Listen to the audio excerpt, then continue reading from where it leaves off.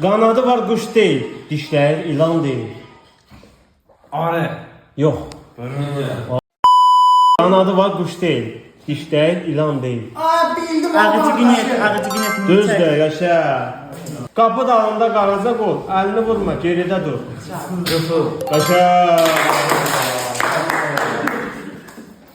Əl ilə tutmaq olmaz, göz ilə görmək olmaz. Qaşa, külək. Mən cavab baxımdan sağ ol. Əl ilə yapılar, qulağa taxılar. Qaşa. İnşallah qəşəng sual gəlir, sizi maraqlandıran bir sualdır. Deyir, o hansı quşdur ki, bir qanadı ağdır, bir qanadı qara. Hadi köhnələrdəndir bu. Mən bilmirəm. Nə? Bu hansı quşdur ki, bir qanadı ağdır, bir qanadı qara. Gecə gündüz. Qəşəng.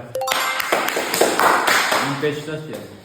Dağda, qayada gəzər, quyruğunda var zəhər. Bu axırıncı sualdır. İran. Yox.